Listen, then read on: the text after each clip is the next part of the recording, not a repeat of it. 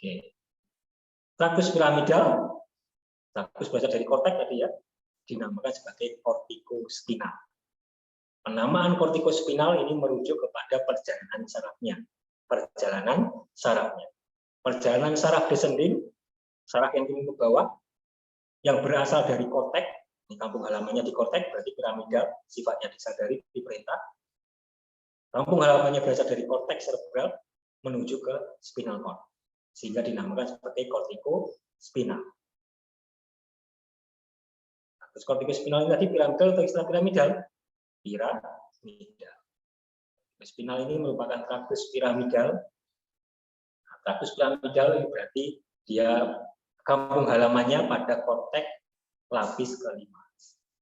Karena dia berasal dari korteks, maka sifatnya disadari atau diperintah. Segala sistem saraf yang berakhir di korteks atau berawal dari korteks, dia mempunyai sifat diperintah atau disadari. Kortikospinal ini berarti traktus descending, traktus yang membawa respon motoris dari korteks otak besar menuju ke spinal cord, sehingga dinamakan sebagai traktus kortikospinal. Dikatakan di sini, sebagian besar 40% inti sel saraf motorik pada area primary cortex. Korteks motorik ini akan terbagi menjadi 3 area. Korteks motorik terbagi menjadi tiga area. Ada area motorik utama atau primary motor cortex, ada korteks motorik sekunder atau premotor cortex, dan ada area motorik suplementari motor. Ada 3 area korteks motorik. Itu materi-materi dasar yang lain dijelaskan seperti apa perbedaan antara korteks primary motor, premotor, dan suplementari motor cortex.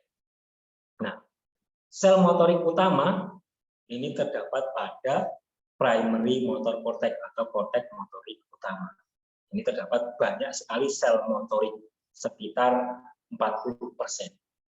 Sedangkan 60% ini menyebar,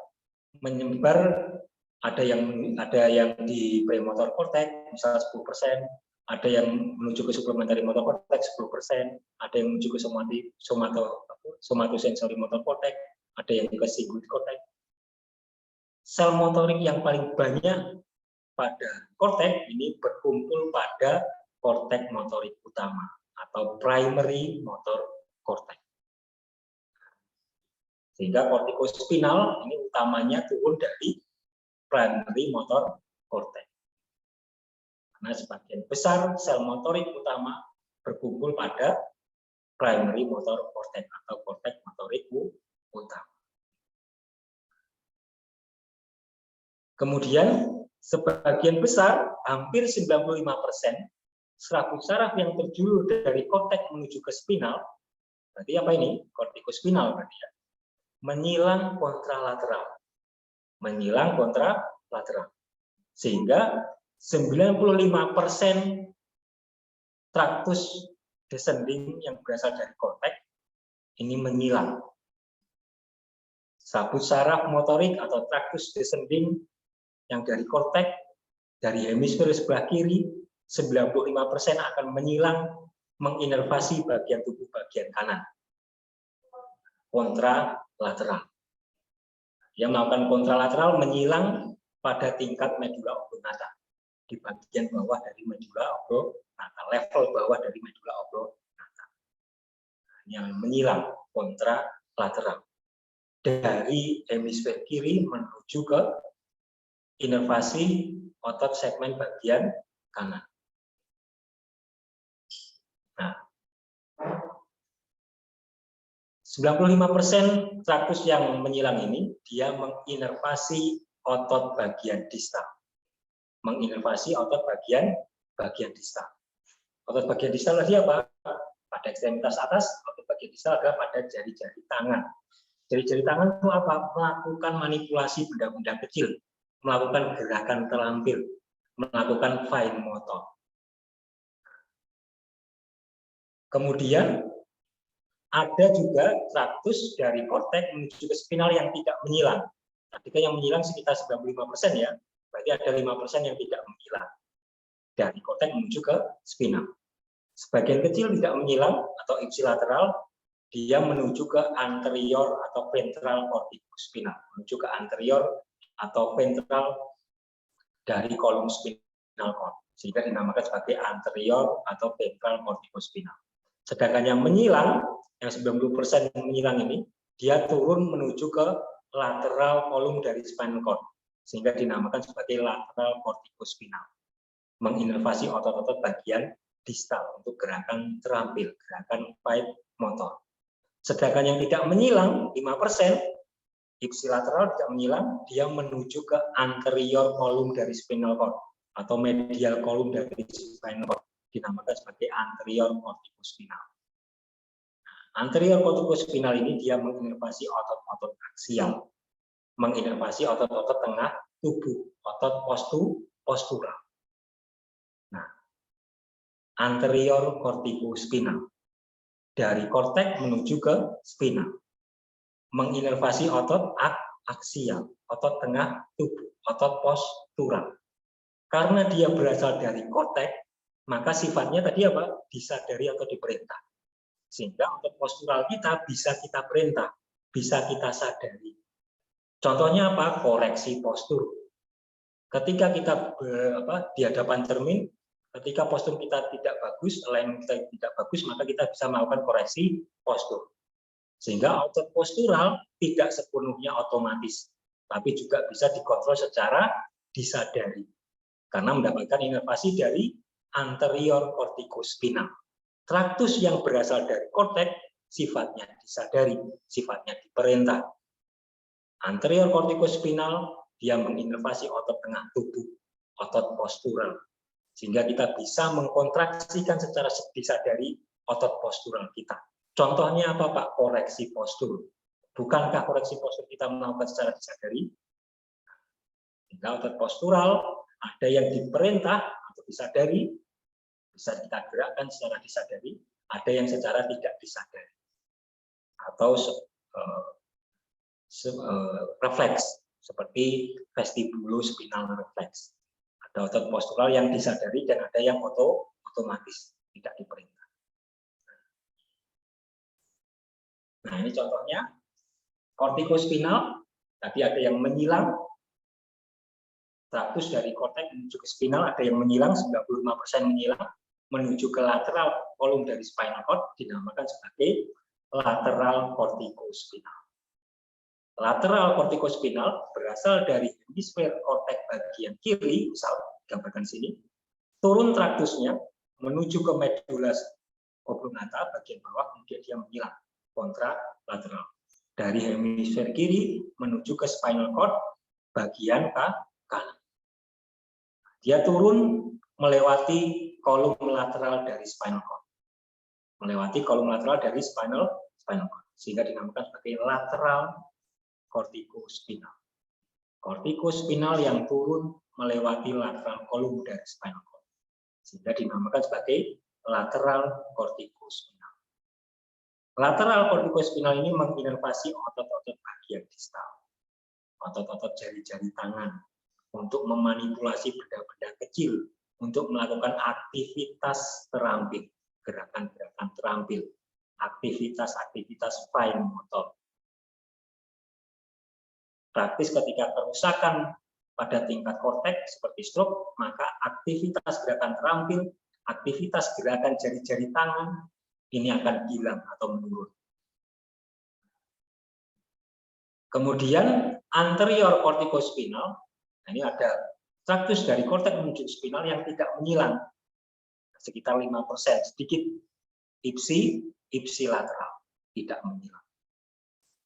Dari korteks ini dicontohkan dari korteks bagian kanan, dia tetap turun menuju ke spinal cord bagian kanan. Dia menginervasi otot-otot bagian aksial, otot-otot tengah tubuh. Karena dia berasal dari korteks, maka sifatnya disadari. Sehingga otot tengah tubuh kita, otot postural kita bisa kita perintah disadari.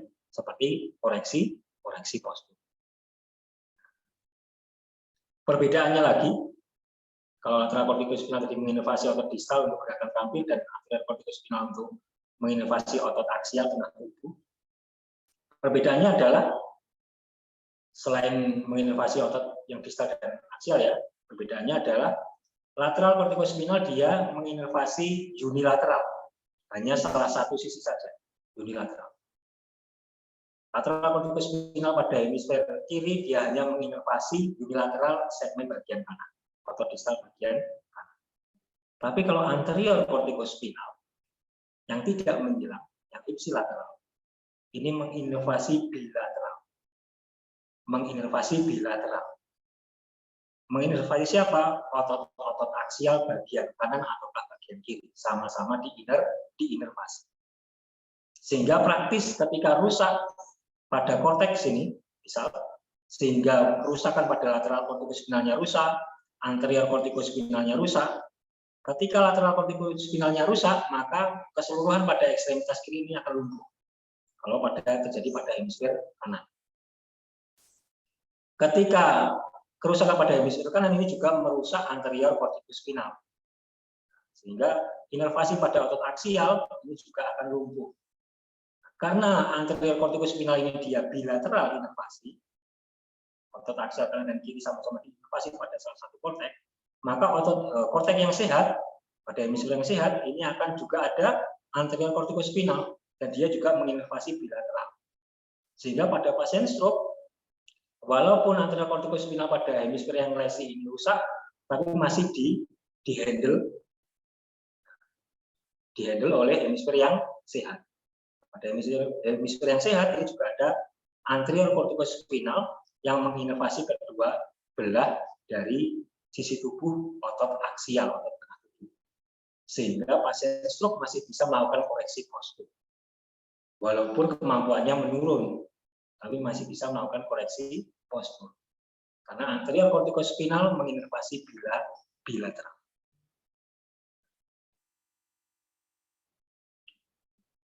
Oke, ini pada penelitian, ini judulnya adalah Degree of Corticospinal Tract Damage Correlated with Motor Function After Stroke. Nah, pada penelitian ini diambil subjek stroke, beberapa subjek stroke dengan kemampuan fungsional motoris yang berbeda-beda. Kemampuan fungsional yang berbeda-beda ini dilakukan diffusion tensor tractography, melihat traktus kortikospinalnya. Nah, ini contoh dari diffusion tensor tractography pada pasien stroke. Nah, kalau kita lihat di sini, ini pada hemisfer kanan, kortikospinalnya lengkap. Ini pada hemisfer yang sehat, kortikospinalnya lengkap, tidak ada penurunan jumlah kortikospinal. Pada hemisfer yang lesi, pada pasien stroke, pada hemisfer kiri lesi, maka jumlah kortikospinalnya sedikit. Jumlah kortikospinalnya sedikit. Kortikospinal fungsinya untuk apa? Nah, ini sebagian besar kortikospinal yang menyilang lateral kortikospinal sebagai fungsi inervasi otot bagian distal, aktivitas gerakan terampil, fine motor.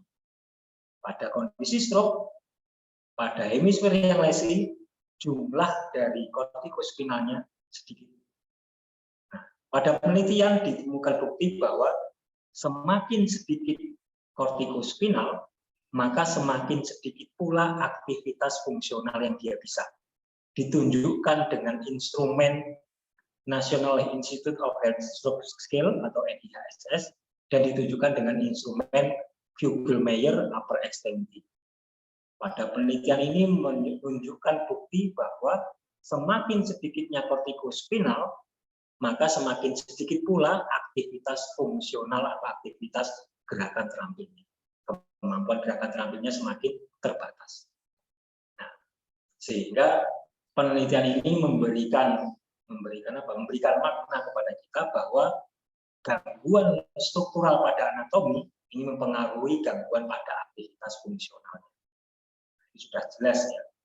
Dan diperjelas lagi dengan penelitian ini didapatkan korelasi yang positif, korelasi yang sangat kuat.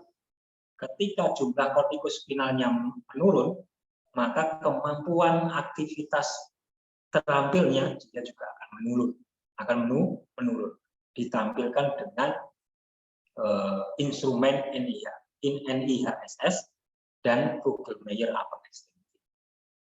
Sehingga gangguan pada anatomical akan menuntun pada gangguan pada fungsional. Tidak bisa dipungkiri. Nanti kalau mau lebih jelas lagi bisa dilihat pada alamat jurnal di bawah ini untuk pelajaran. Jadi kortikospinal. Ketika kortikospinalnya semakin menurun jumlahnya, maka kemampuan otot distal, kemampuan aktivitas terampil akan menurun. Ini sudah ditemukan pada penelitian.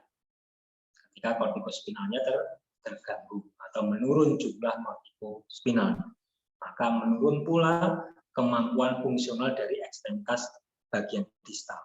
Menurun pula aktivitas terampil. Selanjutnya retikulospinal dan vestibulospinal. Kalau kortikospinal tadi dia traktus yang berasal dari korteks, traktus piramidal, sifatnya disadari, sifatnya diperintah. Sedangkan retikulospinal dan vestibulospinal ini berada pada tingkat brainstem, berada pada tingkat batang otak. Karena sel motoriknya ini tidak berasal dari korteks, maka dinamakan sebagai ekstrapiramidal. Ada retikulospinal dan vestibulospinal. Penamaan retikulospinal dan vestibulospinal ini berdasarkan letak nukleus dan perjalanan sarafnya. Contohnya apa? Contohnya retikulospinal. Kenapa dinamakan retikulospinal? Karena pada tingkat retikular, pada tingkat batang otak, ini terdapat nukleus retikular. Pada tingkat batang otak terdapat nukleus retikular. Ada nukleus retikular pada tingkat pons dan ada nukleus retikular pada tingkat medula oblongata. Nah, dari nukleus retikular, ya. Nggih, mohon maaf Pak, mengingatkan waktunya kurang 15 menit lagi nggih. Iya. Ini materinya masih banyak sebenarnya ya. Karena ya itu. Iya, silakan dilanjut Pak. Oke, saya ingatkan lagi ya, saya ulang lagi bahwa retikulospinal ini merupakan perjalanan saraf dari nukleus retikular pada tingkat brainstem menuju ke spinal. Nah, nukleus retikular ini ada pada tingkat pons dan ada pada tingkat medula oblongata. Dari nukleus retikular pada tingkat pons akan terjulur saraf atau traktus descending menuju ke spinal, dinamakan sebagai retikulospinal pars atau bagian pada tingkat pons, dinamakan juga sebagai medial retikulospinal. Sedangkan traktus dari nukleus retikular pada tingkat medula menuju ke spinal dinamakan sebagai retikulospinal pada tingkat medula atau dorsal retikulospinal. Dorsal retikulospinal. Nah, kedua retikulospinal ini, retikulospinal pada tingkat pons dan retikulospinal pada tingkat medula oblongata ini mempunyai fungsi yang berbeda. Ini sangat berhubungan dengan tonus otot. Khususnya pada otot-otot anti gravitasi. Nah, retikulospinal yang berasal dari nukleus retikular pada tingkat pons ini mempunyai sifat fasilitasi atau eksitasi, merangsang. Siapa yang difasilitasi, siapa yang dieksitasi, siapa yang dirangsang, siapa yang distimulus, ini adalah otot-otot anti gravitasi. Sedangkan traktus retikulospinal yang berasal dari medula oblongata ini mempunyai sifat inhibisi, menghambat. Siapa yang diinhibisi, siapa yang dihambat? Yang diinhibisi, yang dihambat adalah otot-otot anti gravitasi. Sehingga otot-otot anti gravitasi pada tungkai ekstremitas bawah, misal otot-otot ekstensor, maka ini ada yang menginhibisi dan ada yang memfasilitasi. Begitu juga pada ekstremitas atas. Ada yang menginhibisi dan ada yang memfasilitasi. Yang memfasilitasi adalah retikulospinal pada tingkat pons, yang menginhibisi adalah retikulospinal pada tingkat medula oblongata. Kemudian selain retikulospinal juga ada vestibulospinal. Pada tingkat medula oblongata di sini nanti ada nukleus vestibular. Dari nukleus vestibular ada traktus turun menuju ke spinal disebut sebagai vestibulospinal. Vestibulospinal ini fungsinya untuk apa? Fungsinya untuk mengeksitasi, memfasilitasi, merangsang, menstimulus otot-otot anti gravitasi. Otot-otot anti gravitasi. Sebagaimana fungsi dari retikulospinal pada tingkat pons. Nah, ini contohnya retikulospinal. Saya ingatkan lagi bahwa prinsip dasar kinerja dari sistem saraf pusat menerima input sensoris, memproses pada sistem saraf pusat, dan merespon dalam bentuk respon motoris. Itu adalah prinsip kerja dasar dari sistem saraf pusat. Nah, ini contoh kinerja dasar dari retikulospinal. Retikulospinal mendapatkan input sensoris dari proprioceptif ekstremitas atas dan ekstremitas bawah. Ekstremitas atas melewati coneo cerebellar. Dari proprioceptif informasi sensoris dari massa spindle, dari Golgi tendon organ, informasi proprioceptif ini menuju ke spinal cord, kemudian menuju ke medula oblongata, yang kemudian terjadi melewati aksesoris nukleus, melewati traktus coneo cerebellar. Informasi proprioceptif pada ekstremitas atas ini dia berakhir di cerebellum, di otak kecil. Begitu juga informasi proprioceptif pada ekstremitas bawah. Ini melewati spinal cord, melewati traktus posterior spinocerebellar dan berakhir di cerebellum, di otak kecil. Karena proprioceptif ini berakhir di otak kecil, tidak berakhir di otak besar, maka sifatnya tidak disadari, tidak diperintah, otomatis. Contohnya apa? Kontrol tonus. Kita tidak pernah memperhitungkan kontrol tonus pada otot agonis ataupun antagonis ketika melakukan aktivitas fungsional. Tidak pernah sama sekali. Karena kontrol tonus terletak di cerebellum, otak kecil, tidak di otak besar, sehingga tidak diperintah dan tidak disadari. Nah, informasi proprioceptif yang berakhir di otak kecil kemudian diproyeksikan, dihantarkan menuju ke nukleus retikular pada tingkat pons dan pada tingkat medula oblongata. Yang kemudian dari nukleus retikulospinal pada tingkat pons dan medula oblongata ini ada traktus yang turun ke spinal yang mempengaruhi gamma motor neuron pada efektor pada otot. Ini contoh perjalanan dari retikulospinal. Input sensoris diproses di cerebellum otak kecil dan direspon dalam bentuk retikulospinal motor respon. Oke. Ini masih ada banyak slide-nya, karena ini sudah azan, saya berhenti sebentar, istirahat sebentar, nanti kita lanjutkan setelah azan. Saya kira seperti itu. Saya kembalikan lagi ke panitia, silakan.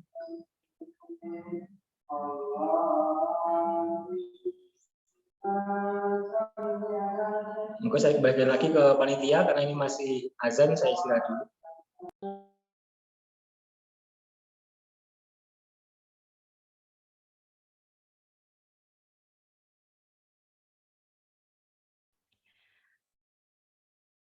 Baik, terima kasih Pak Aditya Johan atas materi yang sudah dipaparkan.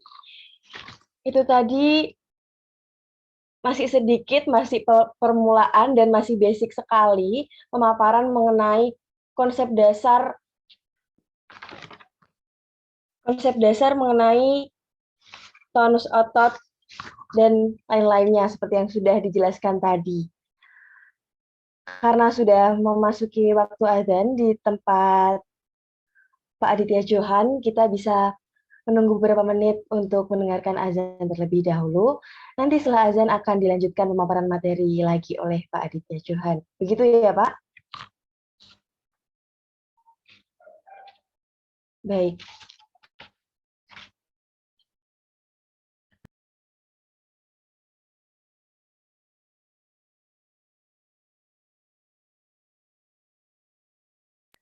Dan mengingatkan lagi untuk rekan-rekan peserta bisa menuliskan pertanyaannya langsung di kolom chat ataupun bisa raise hand untuk langsung bertanya.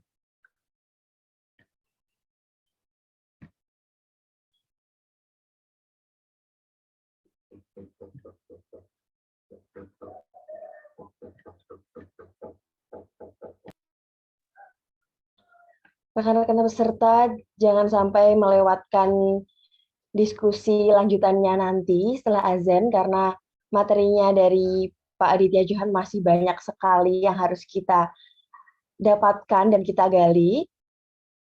Dan juga diperkenankan untuk rekan-rekan yang ingin bertanya bisa mulai ditanyakan.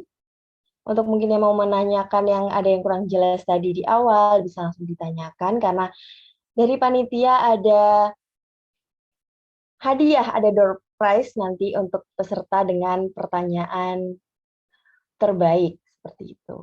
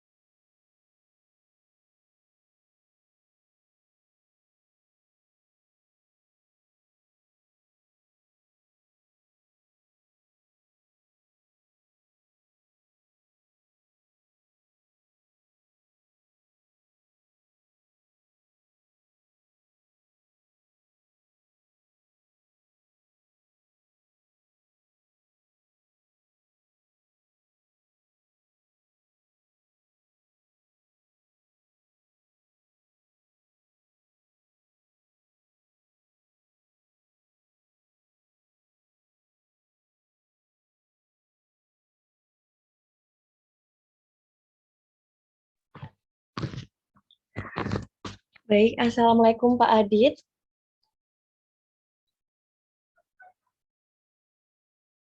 Oke ya. Iya, apakah di sana azannya sudah selesai, Bapak? Ya sudah. Tapi Iya. dilanjut dengan puji-pujian. Jadi agak sedikit ini ya. Oh iya, Bapak. Apa ya? Karena nanti untuk sesi isomanya akan ada setelah sesi materi dari Bapak. Jadi mungkin ini menunggu azan dulu sampai selesai, lalu nanti dilanjut materi lagi langsung gitu nggak, Pak? Ya, ini azannya sudah selesai. Tapi tempat saya ini ada puji-pujian. Karena tempat saya ini dominan adalah NU. Oh, ngoten ini buatan terdengar, Pak, kalau dari di Zoom ya, ini, belum. Pak. Soalnya belum. Oh, ngoten. Oh iya. Jadi nanti kalau sedikit terganggu, ya situasinya memang seperti ini. Iya, Bapak. Iya, Ya, sangat saya lanjutkan saja dimaklumi. nggak apa ya. Iya, langsung dilanjut saja, Bapak. Ya. Silakan. Ya, memang materi mengajarkan neurologi pada tingkat pusat ini sangat merepotkan karena materi dasar seperti penjelasan tonus otot ini akan menjelaskan juga materi dasar yang lain, materi dasar tentang nukleus, piramidal, ekstrapiramidal, traktus, materi dasar tentang korteks dan lain sebagainya, materi dasar tentang otot, proprioseptif, sehingga mengajar neurologi pada tingkat pusat ini sangat merepotkan karena materi dasar satu ini akan bersangkutan dengan materi dasar yang lain, sehingga SKS dari materi kuliah sistem usaha pusat ini sangat besar. Selain itu, dalam satu slide itu saya sering menjelaskan berulang-ulang kali. Karena sekali penjelasan itu saya kira masih sedikit yang paham. Sehingga sering saya ulang-ulang pada satu slide. Sehingga mengajar neurologi pada pusat ini sangat merepotkan. Oke, selanjutnya kortikoretikular. Jadi kita sudah membahas retikulospinal, vestibulospinal, dan kortikospinal. Nah, mengapa saya membahas kortikoretikular? Karena kortikoretikular ini sangat berhubungan dengan retikulospinal. Aktivitas retikulospinal, khususnya pada retikulospinal pada tingkat dorsal, ini sangat dipengaruhi oleh kortikoretikular. Sangat dipengaruhi oleh kortikoretikular. Sehingga perlu menjelaskan kortikoretikular. Karena retikulospinal, aktivitas retikulospinal ini dipengaruhi oleh aktivitas kortikoretikular. Kortikoretikular berasal dari beberapa area korteks cerebrum, korteks besar. Namun yang utama, kortikoretikular ini berada pada premotor korteks. Pada premotor korteks, korteks motorik sekunder. Kalau kortikospinal, tadi kita lihat kortikospinal, ini korteks utamanya berada pada primary motor korteks. Tapi kalau kortikoretikular ini area utamanya berada pada premotor korteks. Nah, kortikoretikular ini mempunyai hubungan dengan retikulospinal. Karena yang menstimulasi retikulospinal ini adalah kortikoretikular pada tingkat korteks. Sehingga aktivitas retikulospinal dipengaruhi oleh aktivitas pada tingkat korteks, yaitu oleh traktus kortikoretikular. Penamaan kortikoretikular ini berarti penamaan traktus dari korteks menuju ke nukleus retikular. Dari korteks cerebral, korteks besar, menuju ke nukleus retikular pada tingkat brainstem. Sehingga dinamakan sebagai kortikoretikular. Kortikoretikular utamanya pada premotor korteks atau korteks motorik sekunder. Kortikoretikular mempengaruhi kesesuaian tonus otot proksimal 30-40%, kesesuaian tonus otot aksial untuk stabilitas postural dan gait atau lokomosi.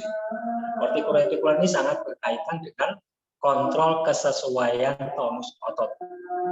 Sangat berpengaruh dengan aktivitas retikulospinal untuk menyesuaikan kontrol tonus otot sesuai dengan aktivitas yang dilakukan. Contohnya seperti apa, Pak? Contohnya ketika kita berjalan, maka ada kaki yang menumpu dan ada kaki yang tidak menumpu. Kaki yang menumpu maka praktis tonus ototnya lebih kencang, lebih menegang dibandingkan otot daripada segmen kaki yang tidak menumpu. Itu aktivitas pada retikulospinal yang dipengaruhi oleh kortikospinal. Mempengaruhi tentang kesesuaian tonus otot sesuai aktivitas yang dilakukan.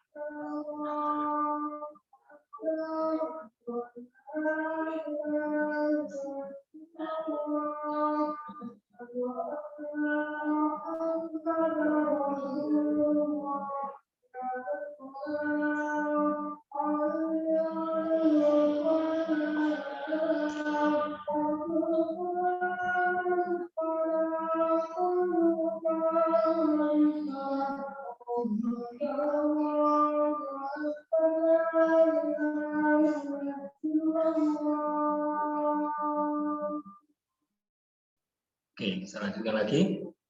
Kortikoretikular ini sangat mempengaruhi aktivitas dari retikulospinal. Kita tahu retikulospinal fungsinya adalah untuk menyesuaikan tonus sesuai dengan aktivitas fungsional. Kortikoretikular ini banyak ditemukan utamanya pada premotor korteks atau korteks motorik sekunder. Kortikoretikular ini akan menstimulasi retikulospinal. Namanya kortikoretikular. Traktus dari korteks menuju ke nukleus retikular pada tingkat brainstem, pada tingkat batang otak, sehingga dinamakan sebagai kortikoretikular. Fungsinya untuk mengeksitasi retikulospinal, untuk merangsang retikulospinal, baik itu retikulospinal pada tingkat pons ataukah retikulospinal pada tingkat medula oblongata. Kemudian kortikoretikular menginformasikan kebutuhan tonus dari premotor korteks dengan cara memfasilitasi, mengeksitasi retikulospinal pada tingkat pons. Nah, ini ada kesalahan tulis, bukan dorsal retikulospinal tapi medial retikulospinal. Kortikoretikular yang berasal dari premotor korteks ini fungsinya memfasilitasi, mengeksitasi medial retikulospinal atau retikulospinal pada tingkat pons. Memfasilitasi. Selain itu, kortikoretikular juga memfasilitasi dorsal retikulospinal. Dorsal retikulospinal ini retikulospinal pada tingkat medula oblongata. Ini salah ketik ya, bukan dorsal tapi medial retikulospinal. Sehingga kortikoretikular ini memfasilitasi, mengeksitasi retikulospinal pada tingkat pons, dan kortikoretikular juga memfasilitasi, mengeksitasi retikulospinal pada tingkat medula oblongata. Sama-sama mengeksitasi. Kemudian gangguan peningkatan tonus otot, yakni spastisitas, yakni hipertonus pada otot proksimal, pada otot aksial, ini diakibatkan karena adanya penurunan jumlah kortikoretikular. Penurunan jumlah kortikoretikular mempengaruhi terjadinya hipertonus, spastisitas, hiperrefleks. Kalau penurunan dari kortikospinal, mempengaruhi apa tadi? Aktivitas dari kegiatan atau kemampuan gerak tampil, fine motor. Gangguan jumlah dari kortikoretikular ini akan mempengaruhi spastisitas. Sehingga gangguan pada kortikospinal akan menyebabkan tanda negatif pada upper motor neuron syndrome. Gangguan pada kortikoretikular akan menyebabkan tanda positif pada upper motor neuron syndrome. Kortikoretikular, gangguan pada kortikospinal akan menyebabkan kelemahan otot, penurunan kemampuan dari otot bagian distal untuk gerakan terampil, dan penurunan kortikoretikular akan menyebabkan spastisitas. Tanda positif dari upper motor neuron syndrome. Nanti bisa dipelajari lagi pada halaman jurnal di sini. Nah, ini sudah dibuktikan pada penelitian bahwa jumlah kortikoretikular yang menurun pada pasien post-stroke ini semakin meningkatkan spastisitas. Semakin meningkatkan spastisitas. Ketika jumlah serabut saraf kortikoretikularnya menurun, berkurang, semakin banyak berkurang, maka semakin tinggi spastisitasnya. Nah, ini nanti bisa dirujuk pada jurnal di bawah ini. Kalau semakin berkurangnya kortikospinal, maka semakin sedikit kemampuan gerakan terampilnya. Semakin sedikitnya kortikoretikular, akan semakin meningkatkan spastisitas. Nah, ini sesuatu hal yang berbeda ya. Ada positif sign dan ada negatif sign. Selain itu pada penelitian juga ditemukan, nah ini kalau kita lihat, di sini ada subjek kontrol, ini orang sehat. Pada orang sehat, maka hemisfer kanan dan hemisfer kiri, ini ada kortikospinalnya lengkap, warnanya orange di sini, diilustrasikan dengan warna orange. Ini kortikospinal untuk gerakan-gerakan terampil. Pada subjek normal lengkap, hemisfer kanan dan kiri ada lateral kortikospinalnya, ada kortikospinalnya. Dan pada orang normal juga lengkap kortikoretikularnya. Nah, ini pada diilustrasikan dengan warna kuning. Ini pada subjek normal. Kortikospinalnya lengkap kanan dan kiri, kortikoretikularnya juga lengkap kanan dan kiri pada orang normal. Pada kondisi stroke, pada kelompok A, ada subgrup A dan subgrup B, ini terdapat pada hemisfer yang lesi, baik kortikospinal ataupun kortikoretikular tidak ada, atau mungkin sedikit jumlahnya. Kemudian pada subgrup A, ini adalah pasien stroke. Pada subgrup A, ini adalah pasien stroke yang kemampuan ambulasinya jelek, buruk. Pada subgrup A, ini adalah pasien stroke dengan kemampuan fungsional ambulasinya jelek.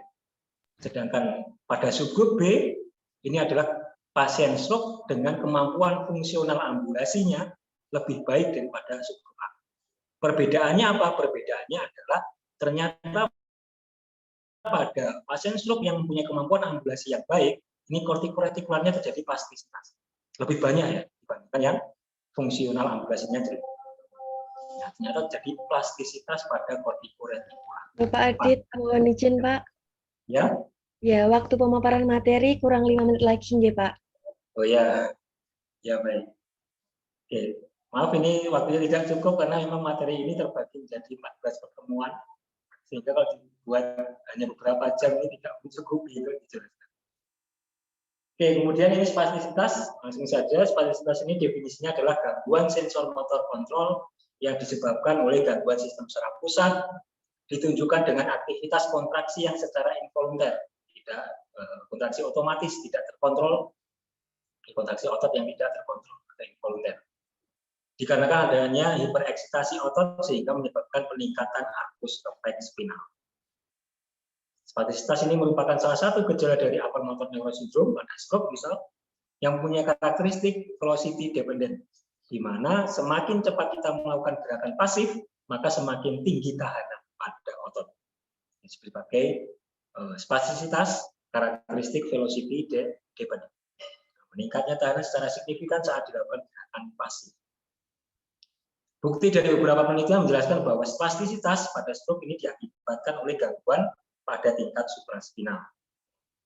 Spastisitas terbagi menjadi dua, ada spastisitas akibat neural refleks dan ada spastisitas akibat non-neural refleks. Sebagaimana tonus otot ada dihasilkan dari aktivitas neural dan ada aktivitas non-neural. Sehingga spastisitas gangguan dari tonus otot ini juga diakibatkan menjadi dua. Ada akibat dari neural refleks dan ada akibat dari non-neural refleks seperti kontraktur.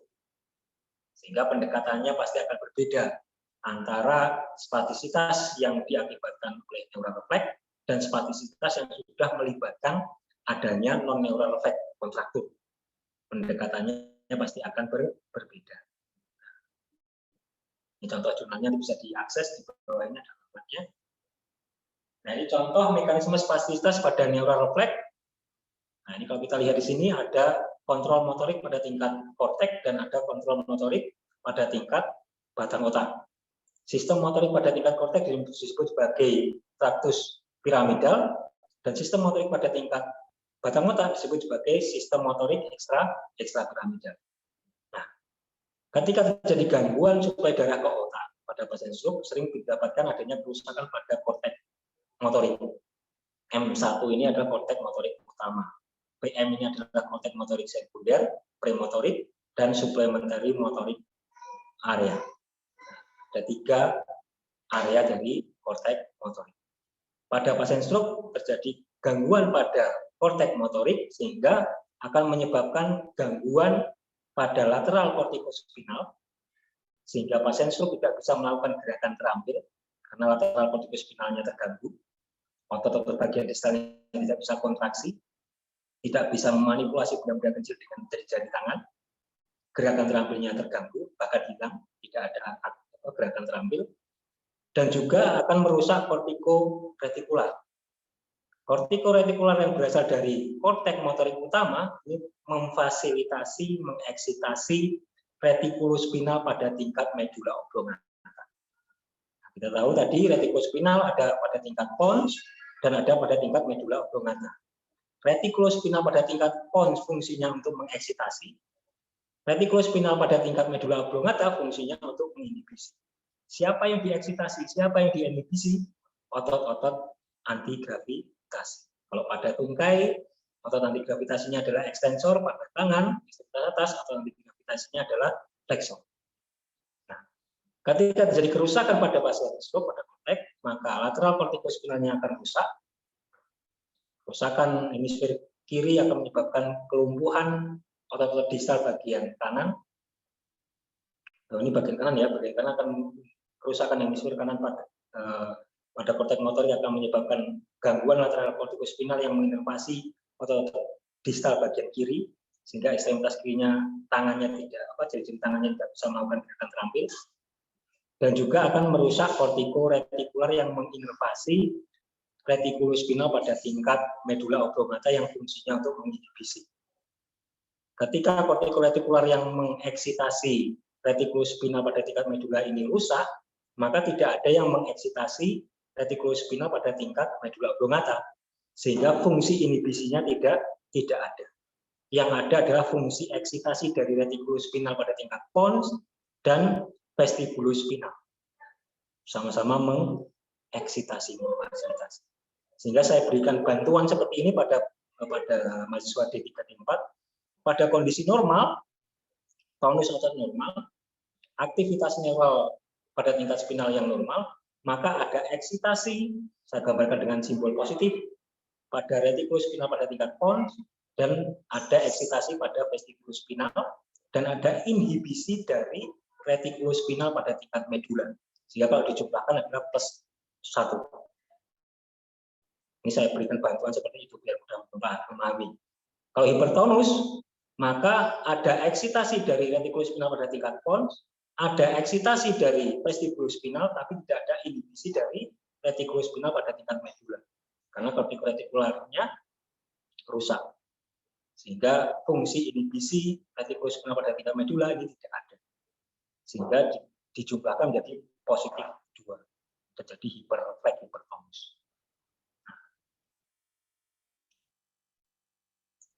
Nah, kemudian refleks spinal. Refleks spinal ini dipengaruhi oleh input dari sensoris, feedback sensoris perifer, dari apa tadi, saraf sensoris 1A dan 1B, dari muscle spindle dan dari Golgi tendon organ, ada stage reflex atau dynamic stage reflex, ada tonic stage reflex, dan ada phasic stage reflex. Tonic stage reflex ini tadi sebagai static stage reflex. Kalau phasic stage reflex ini sebagai dynamic stage reflex. Nah, istilah yang berbeda. Kalau tonic stage reflex atau static stage reflex ini adalah penjagaan tonus, ketegangan tonus otot ketika kita dalam keadaan misal berdiri pada waktu yang relatif lama. Nah, ini yang menjaga ketegangan tonus otot ketika kita berdiri dalam waktu yang relatif lama, ini tidak pada tingkat korteks, tapi pada tingkat spinal. Disebut sebagai tonic stage reflex. Kemudian phasic stage reflex, istilah lainnya adalah dynamic stage reflex. Seperti kita melakukan deep tendon patella, deep tendon reflex pada tendon patella. Selain itu juga ada cutaneous reflex seperti Babinski, ada nociceptive reflex, flexor dan extensor spasm, atau withdrawal reflex, ada cross extensor reflex, dan ada inverse stage reflex. Nanti lebih jelasnya bisa di browsing ya, karena waktunya sangat sedikit. Nah, ini saya contohkan sebagai stage reflex, adanya input sensoris dari sabus saraf 1A yang kemudian mengeksitasi alfa motor neuron pada otot agonis, sehingga terjadi kontraksi. Mohon maaf Bapak. Ya. Nggih, mengingat waktunya kurang 1 menit lagi nggih Pak. Ya, saya cepat ya. Nah, ini contoh alfa motor dan gamma motor neuron. Kita ingat bahwa otot terdiri dari 2 struktur, ada struktur luar atau ekstrafusal, dan ada struktur serabut saraf, serabut otot bagian dalam atau intrafusal, di mana ekstrafusal dan intrafusal memiliki saraf motoris yang berbeda. Saraf motoris pada intrafusal adalah gamma motor neuron, sedangkan saraf motoris pada ekstrafusal adalah alfa motor neuron. Gamma motor neuron dan alfa motor neuron dipengaruhi oleh aktivitas supraspinal yang berbeda. Gamma motor neuron lebih dipengaruhi oleh ekstra piramidal, sedangkan alfa motor neuron lebih dipengaruhi oleh piramidal sistem. Nah, tadi pengulangan bahwa ketika terjadi disinhibisi supraspinal, adanya gangguan pada tingkat supraspinal akan menyebabkan peningkatan arcus refleks pada tingkat spinal yang kemudian menyebabkan hipertonus, hiperrefleks ketika dilakukan tes refleks, dan spastisitas ketika dilakukan tes spastisitas. Nah, spastisitas non-neural, jadi ada spastisitas neural refleks, aktivitas neural, dan ada spastisitas non-neural. Nah, spastisitas non-neural refleks ini diakibatkan oleh adanya jaringan-jaringan non-kontraktil atau adanya kontraktur pada otot. Nah, ketika terjadi kontraktur pada otot, maka tidak bisa diukur spastisitas ini dengan Ashworth scale karena sudah ada jaringan non-kontraktil pada otot yang spastis. Tidak bisa juga diukur dengan IMG.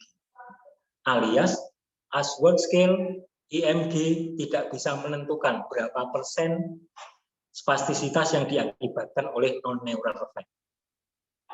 Bagaimana cara menentukan spastisitas, berapa persen spastisitas ini diakibatkan oleh non-neural refleks?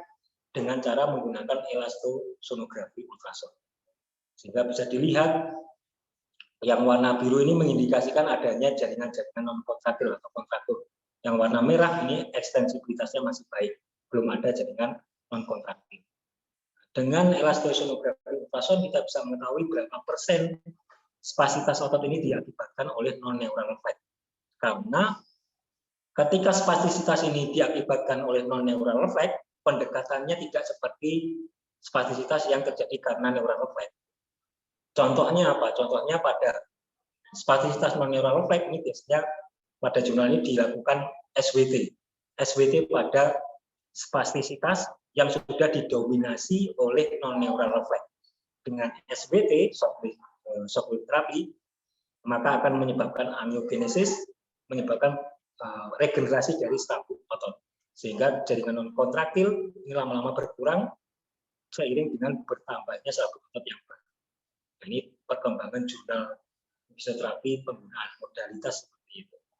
Contohnya menggunakan SWT pada kondisi spastisitas yang sudah didominasi oleh non-neural refleks, adanya jaringan non kontraktil atau kontraktil.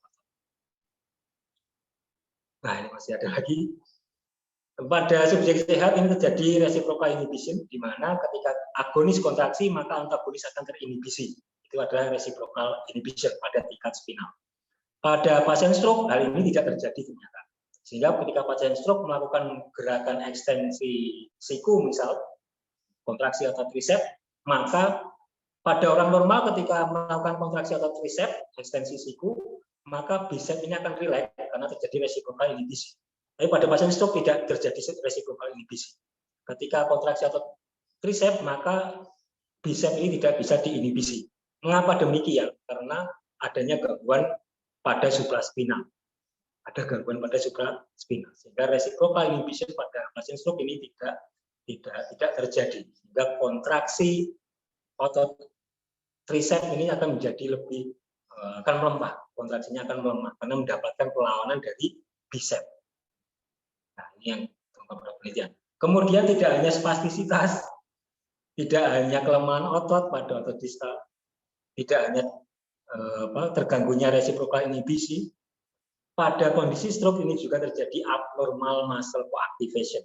Koaktivasi otot akan terganggu abnormal. Contohnya seperti apa, Pak? Contohnya ini pada subjek normal dan pada subjek stroke. Pada subjek normal dilakukan aktivitas simple, aktivitas sederhana, mengekstensikan lutut. Akan terlihat grafik IMG seperti ini. Aktivitas vasus lateral, aktivitas rectus femoris, soleus, dan gastrocnemius. Pada gerakan sederhana ekstensi lutut. Pada subjek normal, tidak stroke, dihasilkan seperti ini. Pada kondisi stroke terjadi abnormal muscle coactivation. Koaktivasi otot yang abnormal. Vasus lateral aktivitas seperti ini, soleus dan gastroc yang harusnya dia turun di bawah 100 mikroskon, dia naik menjadi 200-150 mikroskon. Terjadi koaktivasi yang tidak normal. Rectus femorisnya pada orang normal dia mencapai 400 mikroskon, pada stroke dia di bawah 400. Koaktivasinya tidak normal. Pada gerakan yang sederhana, hanya mengekstensikan lutut, apalagi gerakan fungsional yang lebih kompleks. Kemudian pada gerakan plantar fleksi, gerakan yang sederhana selanjutnya, menggerakkan ankle untuk melakukan plantar fleksi. Pada kondisi subjek normal, aktivitas terjadi pada soleus dan gastrocnemius. Vasus lateral dan rectus femoris cenderung nol. Pada kondisi stroke, kita bisa lihat soleus, vasus lateral, gastrocnemius meningkat. Terjadi koaktivasi otot yang abnormal pada gerakan yang sederhana, simple, apalagi gerakan yang fungsional yang kompleks. Seperti apa koaktivasi dari otot semakin abnormal. Sehingga jurnal-jurnal penelitian di luar negeri ketika melatih pasien stroke mereka selalu memantau IMG dari koaktivasi otot. Sehingga saya melihat perbedaan yang sangat jelas antara fisioterapi luar negeri dan di Indonesia. Di luar negeri mereka menggunakan alat-alat yang canggih, modalitas-modalitas yang canggih untuk profesionalitas. Untuk melihat seperti apa koaktivasi ototnya, seperti apa kontrol tonus ototnya. Kalau di Indonesia kita cenderung memiliki kebiasaan mencari barang yang murah tapi efektif. Barang yang murah tetapi bagus. Itu sudah kebiasaan kita. Sehingga pendekatan fisioterapi di Indonesia ini lebih cenderung memakai alat-alat yang simpel, kemudian mengharapkan perkembangan yang baik. Tidak memungkiri hal itu bisa terjadi, tapi prosentasenya mungkin kecil. Prosentase akan menjadi lebih besar ketika kita menggunakan modalitas untuk mengevaluasi bentuk-bentuk aktivasi otot secara detail. Sehingga kita bisa memantau perkembangannya seperti apa. Bisa menentukan aktivitas terapinya menuju kemana, mengarah kemana. Sedikit persepsi dari saya perbedaan antara terapi di Indonesia dan di luar negeri sana. Bukan berarti kemudian di luar negeri sana menggunakan alat biar wah, bukan seperti itu. Karena mereka menggunakan alat-alat modalitas yang lebih baik karena mereka lebih ingin profesional dalam menjalankan profesinya. Saya melihat seperti itu. Kemudian intervensi fisioterapi meliputi ada aktivitas standing, aktivitas gerakan aktif, pasif, positioning, dan bentuk-bentuk program metode fisioterapi seperti PNF, Bubat, dan lain sebagainya. Di mana tujuan intervensi fisioterapi adalah meminimalisir perubahan viskoelastik atau meminimalisir terjadinya kontraktur. Kemudian merubah aktivitas neural yang menyebabkan spastisitas. Kita tahu tadi spastisitas hipertonus diakibatkan oleh meningkatnya aktivitas neural pada tingkat spinal. Sehingga intervensi fisioterapi ini akan merubah, memodulasi, menurunkan aktivitas neural pada tingkat spinal. Sehingga tonus ototnya akan menurun, sehingga aktivitas fungsionalnya akan membaik. Dan kemudian untuk menjaga kemampuan otot dalam melakukan kontraksi. Bentuk aktivitas standing dengan menggunakan T-table atau standing frame ini ternyata bisa merubah aktivitas neural pada tingkat spinal. Bisa menurunkan spastisitas pada tungkai bawah. Dengan cara apa? Dengan cara ketika standing, berdiri dalam waktu yang relatif lama, menggunakan T-table atau standing frame, ini ternyata mampu bertahap menstimulasi Golgi tendon organ. Ketika Golgi tendon organ terstimulasi, maka akan merelaksasi alfa motor neuron, menurunkan eksitasi pada alfa motor neuron sehingga ototnya menjadi lebih rileks. Ekstensibilitas otot akan menjadi terjaga, akan terpelihara, akan memperbaiki ekstensibilitas otot. Kemudian gerakan aktif ini akan meminimalisir terjadinya pop circle. Pada kondisi normal, ketika orang normal ini rileks, maka antara aktin dan myosin ini masih overlapping seperti ini ya, tumpang tindih. Pada kontraksi parsial, kontraksi minimal, maka semakin overlapping aktin dan myosinnya.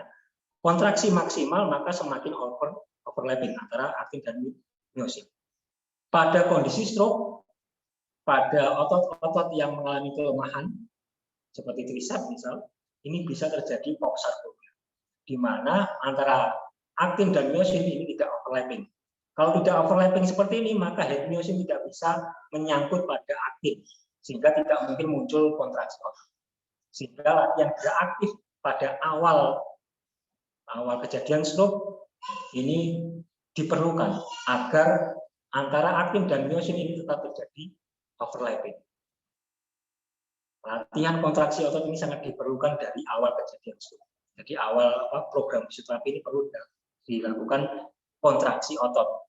Latihan aktifkah ataukah menggunakan electrical stimulasi ketika ototnya sama sekali tidak bisa kontraksi.